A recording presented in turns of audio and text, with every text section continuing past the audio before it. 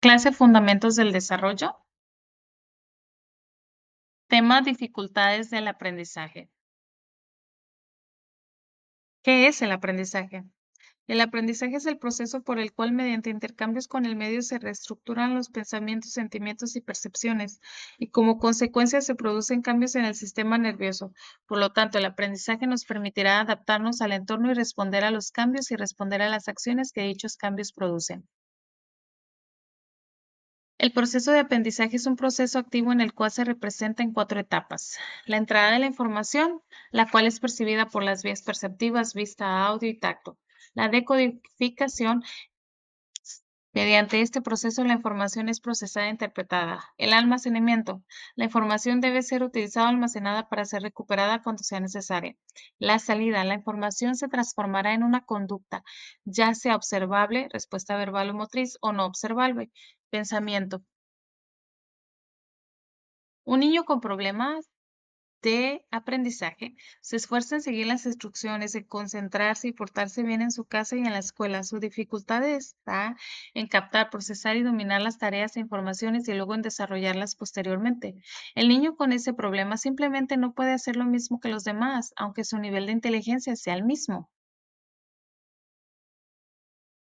Podemos identificar esos signos, bueno, en la observación al alumno, ya que éste tiende a tener dificultad para entender y seguir tareas e instrucciones, problemas para recordar lo que alguien le acaba de decir, dificultad para dominar las destrezas básicas de la lectura, escritura o matemáticas, dificultad para distinguir entre la derecha y la izquierda, para identificar las palabras, puede presentar tendencia a escribir las letras, las palabras o los números al revés, falta de coordinación al caminar, al hacer deporte o a llevar a cabo actividades sencillas como sujetar un lápiz, atarse el cordón de los zapatos. Facilitar para perder o extraviar su material escolar, libros u otros artículos. Tendencia a la irritación, a manifestar exaltación con facilidad. Características de una familia. Bueno, las características de una familia son muy importantes, muy importante que haya una interacción familiar sana, que los padres sean responsables hacia sus hijos, que la motivación sea para que participen y se desenvuelvan en el entorno, que tengan tiempo para hablar y leer con los hijos. Como dice Roseu, un buen padre vale más que 100 maestros. Pero ¿por qué hay problemas de aprendizaje? ¿Qué factores son los que permiten los problemas de aprendizaje? Bueno, en este momento vamos a hablar de tres factores principales, los cuales son los factores internos. El primero, neurobiológicos, que estos incluyen el déficit orgánico, aspectos relacionados con la herencia cromosómica, alteraciones bioquímicas o alimenticias y déficit cognitivos, perceptivos y motrices. Número dos, que son los factores ambientales, es el contexto familiar y sociocultural. También incluye escasas oportunidades de estimulación cognitiva y pueden limitar el desarrollo de habilidades en el niño. El número 3, las características del sistema educativo, la metodología de trabajo, la calidad de las enseñanzas docentes y los recursos de la escuela, las cuales pueden afectar también el aprendizaje. Los trastornos de aprendizaje pueden ser como la dislexia, que es un síndrome que afecta la identificación y memorización de las letras o grupos de letras, falta de orden y ritmo en la colocación y la mala estructuración de las frases, afectando tanto la escritura como la lectura. Dificultades de aprendizaje. En el control ocular, la capacidad para deslizar la vista sobre las letras. En la orientación espacial, a captar las letras y las palabras desde la izquierda. En la retención de la información, hacen trazos de formas de las letras características diferenciales. La secuencia verbal es la comprensión del sentido estructural de una frase, la abstracción y la categorización. Ejercicios prácticos para trabajar con un niño con dislexia, la lateralidad, el grafomotricidad, las secuencias espaciotemporal, las seriaciones, la reeducación, es decir, Volver a aprender la lectoescritura, adecuando al ritmo del niño o de la niña. Hemos de tener en cuenta que tanto en la escuela como en casa, para un niño disléxico, las tareas escolares le van a ocupar más tiempo que a otro niño cualquiera, convirtiéndose a veces en un trabajo arduo y pesado y por tanto aumentando su frustración y rechazo. Por ello, en la reeducación es importante encontrar actividades que sean motivadoras para el niño o la niña, acercándole a una manera más lúdica a la lectoescritura. Por ejemplo, aquí en la pantalla tengo dos ejercicios de lateralidad, que es encierra el pez que va hacia la izquierda, o el de la derecha, que es señala la pierna derecha del payaso y colorea la mano izquierda. Son dos ejercicios o dos técnicas de lateralidad que el docente puede utilizar con sus alumnos. La disgrafía es un trastorno del aprendizaje que afecta la escritura. Quienes la padecen presentan dificultades para escribir correctamente, ya sea en términos de ortografía, caligrafía o ambos. Estas dificultades pueden limitar significativamente la capacidad de aprendizaje, especialmente en entornos educativos que no están preparados para atender las necesidades de quienes la experimentan. Las señales son tamaños de letras irregulares, tamaños de letra excesivamente grande, cambios en la forma de la letra, por ejemplo, comienza con un script y pasa a usar la cursiva en una sola palabra, oración o párrafo. Problemas en la inclinación de la línea base o de las letras, trazos exagerados o gruesos, demasiado fuertes o muy tones. Hay dos tipos de disgrafía, la motora, que es la que tiene a ver con los problemas de postura, coordinación e integración entre movimientos e información visual en lo que se refiere a la escritura, o la disortografía, que consiste en la presencia de problemas significativos en el aprendizaje de las normas de ortografía en la práctica de la escritura. ¿Cómo podemos trabajarla? Bueno, con experiencias sensoriales, por ejemplo, pasar el dedo índice por las letras hechas con texturas, actividades lúdicas como pintar las letras, pegarles garbanzos o bolitas de papel, escribir en el piso, así con letras muy grandes y con tiza. Con los lápices, ejercitar formas cerradas o repasos de letras en gran tamaño. El adiestramiento escriptográfico, mejorar los movimientos y posiciones gráficas, trabajando de izquierda a derecha, trazando guirnaldas o bouquets. Otro trastorno es la discalculia, que es un trastorno específico del desarrollo en el cálculo aritmético. Cuando el rendimiento del niño o de la niña en pruebas estandarizadas de cálculo es significativamente menos de lo esperado por su edad y nivel escolar, la interferencia sobre el aprendizaje escolar y la ausencia de trastornos sensoriales periféricos como factores casuales complementan el criterio diagnóstico.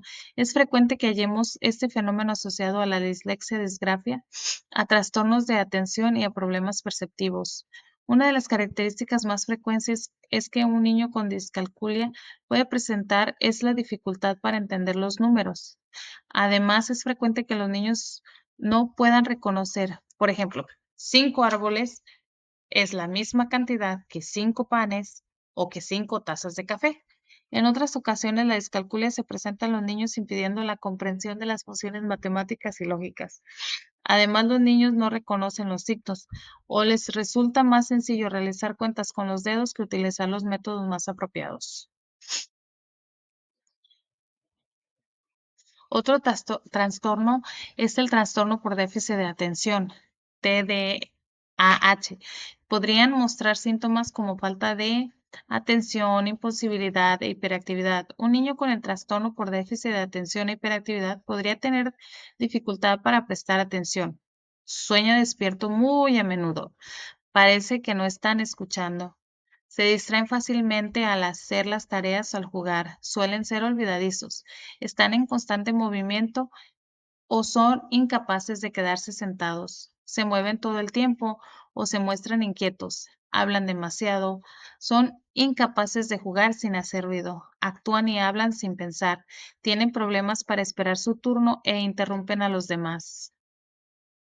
Las opciones de tratamiento incluyen terapia conductual, que incluye capacitación para los padres, medicamentos, adaptaciones e intervenciones en la escuela.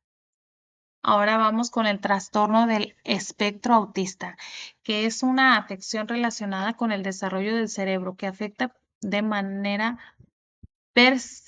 la manera en la que la persona percibe y socializa con otras personas, lo que causa problemas en la interacción social y la comunicación. El trastorno también comprende patrones de conducta restringidos y repetitivos.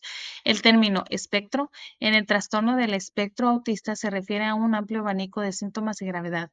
El trastorno del espectro autista comprende afecciones que anteriormente se consideraban independientes, como el autismo, el síndrome de Asperger, el trastorno desintegrativo infantil y una forma no especificada del trastorno generalizado del desarrollo.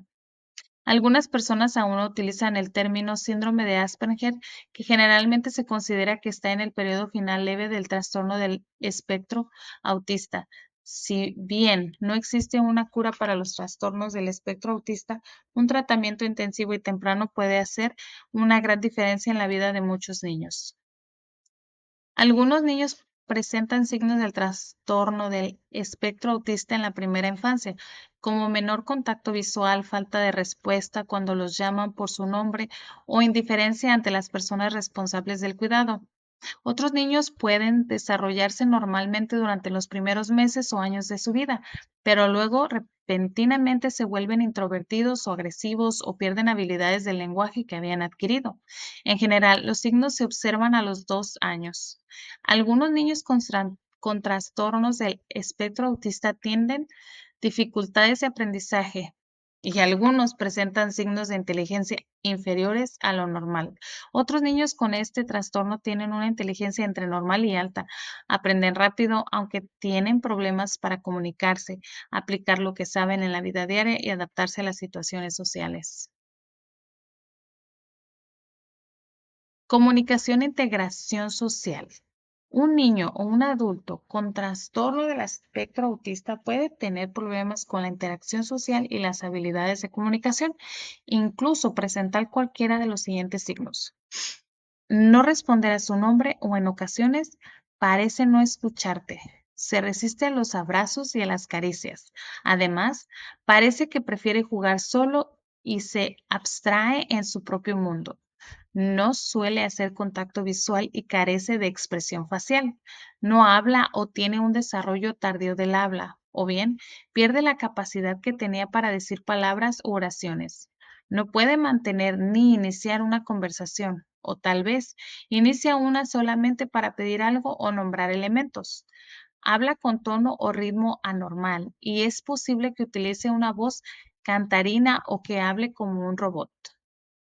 Repite palabras o frases textuales, pero no comprende cómo usarlas. No parece entender preguntas o indicaciones simples. No expresa emociones ni sentimientos y parece no ser consciente de los sentimientos de los demás. No señala ni trae objetos para compartir sus intereses. Aborda interacciones sociales de forma inadecuada, comportándose de manera pasiva-agresiva o perturbadora. Tiene dificultad para reconocer señales no verbales, como la interpretación de las expresiones faciales de otras personas, las posturas corporales o el tono de voz. Un niño o un adulto con trastorno del espectro autista puede tener intereses, actividades o patrones de comportamientos repetitivos y limitados, e incluso presentar cualquiera de los siguientes signos. Realizar movimientos repetitivos como balancearse, girar o aletear con las manos. Realizar actividades que podrían causarle daño como morderse o golpearse la cabeza. Desarrollar rutinas o rituales específicos y se altera con el mínimo cambio. Tiene problemas con la coordinación o muestra patrones de movimientos extraños como ser torpe o caminar en puntas de pie y muestra un lenguaje corporal extraño, rígido o exagerado. Se deslumbra con los detalles de un objeto, como las ruedas que giran en un auto de un juguete, pero no entiende el propósito general o el funcionamiento del objeto. Es más sensible que lo habitual a la luz, el sonido o el contacto físico, pero no puede ser indiferente al dolor o a la temperatura.